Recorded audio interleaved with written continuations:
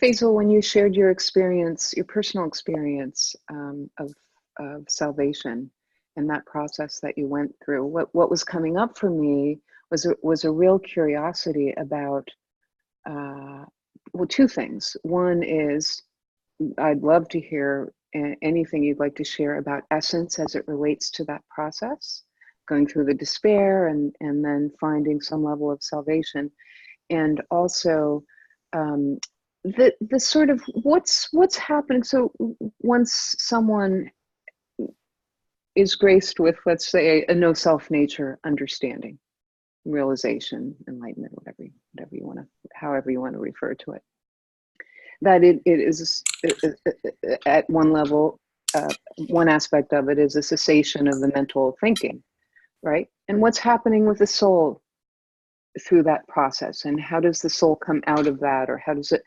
how would that relate to salvation and the soul? So those are my two questions for you. Okay, let's take the second question, right? Mm-hmm. If we think of this moment now, right? Mm-hmm. What happened to essence? What happened to the soul? What happens to the ego? What happens to the enlightened nature? They are all here. Okay. Right? There isn't any moment in time, in existence, in which essence disappears and the being disappears and the soul disappears, and it's always here. So if we consider we are like a fish in the ocean, you know, and the fish is always in the ocean. The ocean is always there. The fish may be swimming with other fish, maybe the fish is hiding under a rock, maybe the fish is looking at corals, you know, maybe the fish is scared, chased by another fish. The ocean exists. The topography of the ocean, cold, light, dense, exists. The qualities in it exist. At this very moment, everything you ask for about what happened to the soul, what happened, is the same that happened in the moment of enlightenment. The difference that you just recognize the true nature of mind. That distraction stopped. You recognize it. Some of the awakening can be very strong, in which you essence begin to flow, light begin to come, luminosity, stillness, shining, or some, you might get into much deeper, you feel everything disappeared.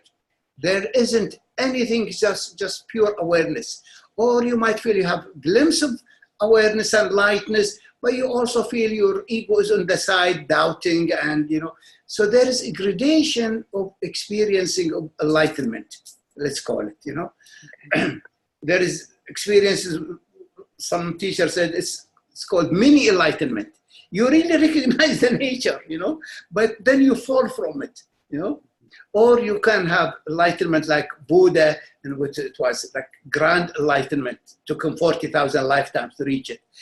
It could be, I mean, different gradation, like the fish recognizing the ocean, the dwelling of the ocean, the nature of the ocean, what's it about, the other fish, the kingdom in the ocean. It's always there, it's always here. If the frequency of the absolute coming is so strong, you cannot even detect a body. As if the body is like a dandelion and disappears, you know.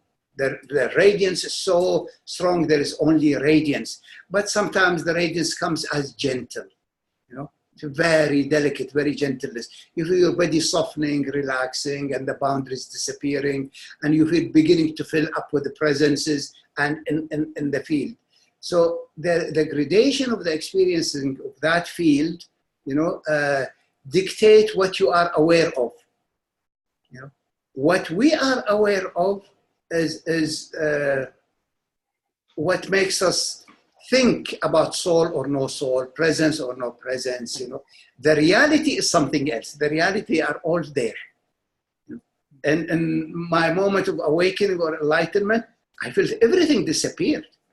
There was nothing but this luminous presence, full, and all of those things. You know, then it took years for my body for the absolute to descend in my body, to soften my body, for my body to melt, the centers in it to open, then the flooding of the different frequencies, those essential states, started to come, you know. And I used to call them, these are blessings. I didn't call them essences because they were blessings, you know. Love, joy, clarity, these are blessings you receive.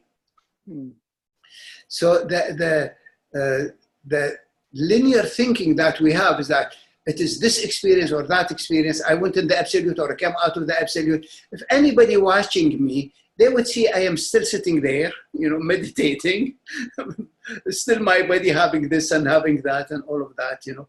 So our sense of the experience dictate our awareness of what is there, you know. At that moment, that soul is there, the point of light is there. The essential state maybe are blocked, the body is not open, or maybe they're open, because some people reach the absolute after they work on their essence. So they work, like in our work, they work on green and red and yellow, and they open up those essential states. Then as those essential states increase, they automatically flow into the pure awareness. They feel, oh wow, you know, it's such a relief. I feel I expanded and expanded, and there is this beautiful, empty, luminous presence, you know. For me, it didn't happen like that. I was jolted into it, you know, like, you know, like lightning. But it doesn't mean this is the way it happens, you know. It's one way it happens. So the enlightened field is always here. May the force be with you, as they say, and, you know, the force is always here. How much we are aware of it?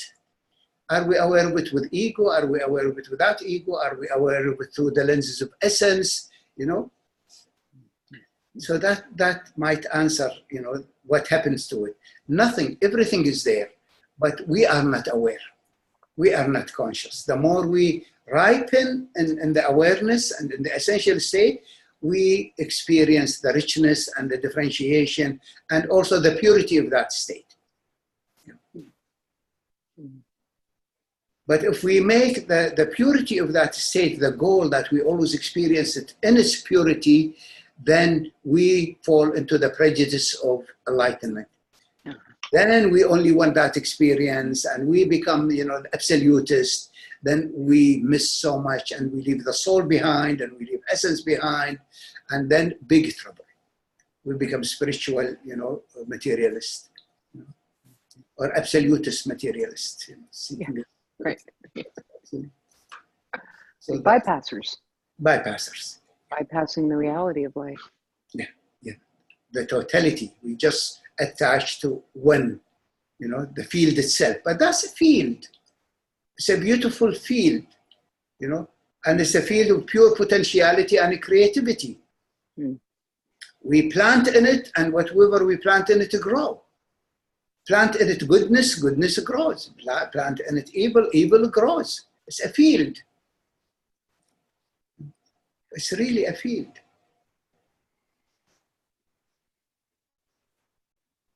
Yeah, I'm thinking really that's actually the quantum field. It has a quantum field. Field of potentiality. They're tapping on it, they're seeing it, they're understanding it. It's a field, you know. It doesn't lose its beauty and richness and meaning, you know, but it also stops those narcissists who are worshipping it, because they are worshipping what it mirrors back to them, which is themselves. Really, some people say, oh, I am, the absolute is the highest and the most high, and I am the absolute. Me and the absolute are one and the same. Well, hallelujah. What did you make yourself? Ultimate narcissism. Now you are the God, the absolute God, and all of those things. You know? It's just issues in the way that does not make us see the totality of the picture. The Christ said it. The kingdom of heaven is at hand. And when he says, I am, he means even each one of us. He's not just talking about himself. He's telling us about who we are, not about him alone. He's not that narcissist. He's telling us we are all the same, like him. And he says, I am the way. I am the truth. I am the Alpha. I am the Omega. I am the light. Each one of us is all. I am the absolute. I am the essential. I am the soul. I am the ego. I am the body. So are you. It's an amazing thing, really amazing thing. The richness of what we are as a human being. It's awesome to me. It's really magnificent. Really magnificent. So I forget the first question, or does that answer it? Well, it sort of answers it, but I was curious about a little more specificity as it relates to when you went through this process of despair and then a sense of salvation, and how essence came to play in that. I mean, as I said, I could go to, like when I'm working, so I'm working with somebody and they're going through a quality, they're birthing a quality. They're going through the issue and the quality is beginning to circulate. Because I was empty, I was not filled up with anything, the quality will come through me and enhance them and empower them, Okay. So, but I was not identified with it. Let's say the level of essence is where the waves of the ocean are, And I am not surfing, and I'm not scuba diving, and I'm not snorkeling. I am just going deep, sitting there, a yogi in the depth of the ocean, Waves come and waves goes, fish come, fish go. So essence was circulating, issues were circulating, but the depth of that void, of that emptiness, was so profound, so profound that I could not be lodged out of it by anything. Yet in it, I could experience anything. It opened to everything, but I would not be lodged out of it. So when you're saying you could experience everything as you were working with others, yes, it would channel through you, but you weren't accessing those essential states yourself because of the despair. Is that right? There was no despair. I didn't feel despair, because despair was one of the devils that I could enjoy. I can have my samsara and my devil and despair or loneliness no, there was nothing. There was just me there, and there was an anguish in the soul. I didn't know what it is. All I know that I exist and that I don't know what else to do, and that before I needed something. But at one time, at the end of the year, when I hear the prayers for the Christ and people calling for God, as if something in me was hidden and broke open, It wasn't a despair, it was a deep longing that was unbearable to remember. Okay. Really was unbearable to remember. And the amazing thing about it is that dimension, that love, was the love of my soul. So my soul didn't care about enlightenment much. It was okay, luxury, I'm free, all of those things, but would not be taken by enlightenment. Would enjoy it, I was ecstatic, I generated infinite qualities. Diamond approach, Diamond Logos is poverty to what I've seen. I could have written books about so many jewels and treasures and dimensions and open up like the absolute differentiating itself in myriads of dimensions and reality. And I felt, wow, this is magnificent. I'm liberated. But my soul, like Tarzan looking for Jane. Where is she? Where is she? Where is she? Mm-hmm. That was Sherlock Holmes discovering, the riddle. Soul, this is mind, and mind you can create and do all of those things.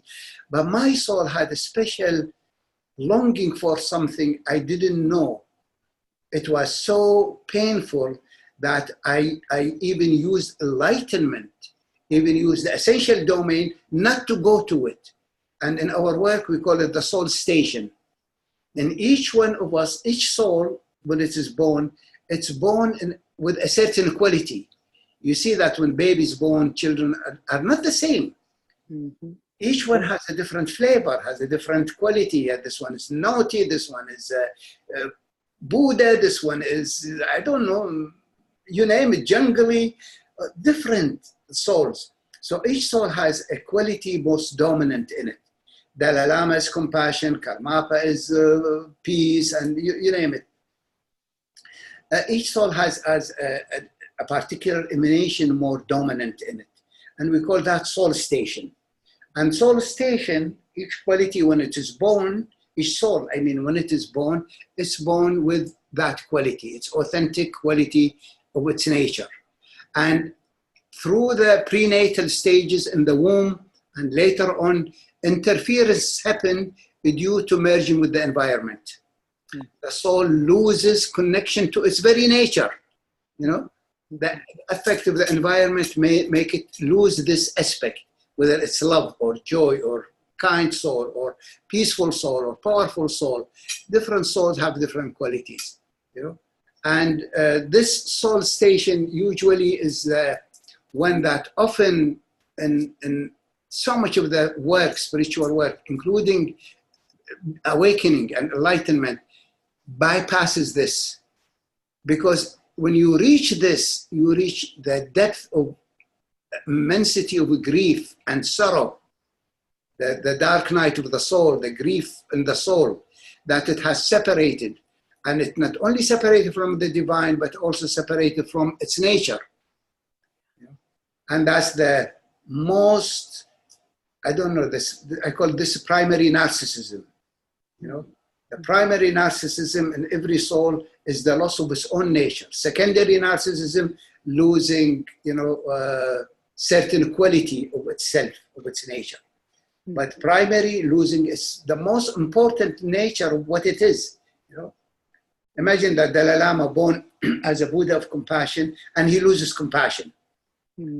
He might have all the qualities, but the loss to lose the compassion, the connection to his very soul, is unbearable. That's unbearable woundedness, narcissism.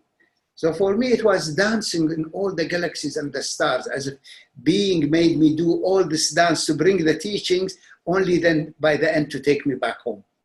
You know? And it was about the quality that I skipped so much, avoided so much. I was surprised. I was really. Which quality? About the divine love. Divine love. Yeah. My soul loved that. That's why when I connected with that Lord divine, and felt like, immediately came, that's the Christ, that's the Lord divine. You know, he is the embodiment of that emanation, as if in his soul he evolved beyond Buddha. Maybe at one time he was Buddha, then he was Abraham, then he was all those things. Then when he reached the Christ, the last is the dying on the cross, which symbolizes the ultimate suffering of the loss of your own soul nature and resurrecting in it. You know. And then he opened that chapter for humanity, that evolution through divine love, through divine grace, divine intervention. Sacred Heart. Sorry? Sacred Heart. The Sacred Heart and the specific emanation of the Sacred Heart, which is the highest frequency of love that I know of, is divine love. It's the most sublime, the gentlest, the highest. It's not like living daylight, unconditional love, not pomegranate light, ecstatic, passionate love, not pink love, not gold love. So many love there is. But divine love is like, I don't know. So it's just divine. I don't know how to say it. It's just divine. Often I feel it when I go to Italy in the church, and, you know, in some of the old churches, I sit there. I feel the prayer of thousands of souls upon hundreds of years, and the divine bathing them with the grace, with the love. These souls reached it and endured so much difficulties in life to build the kingdom. We need that love. Liberation is not enough. We need love and liberation. It's my personal prejudice. So I love it. I'm with you, Faisal. Yes, that I know that really touches your heart. It's the same tribe, you know. There's some people I feel have had that, they know it, they came with it. The initiation from there happened, you know, a long time ago. We received it. Some I feel, Somewhere 27 seeds back, right? yes, and some haven't. I feel some haven't. Some as if they really don't know it. So when this divine love goes to them, it soothes their wound that you are not forsaken. Why have you forsaken me? No, you are not forsaken. It's just you get too busy. You forgot. It got too painful. We forgot. Hmm.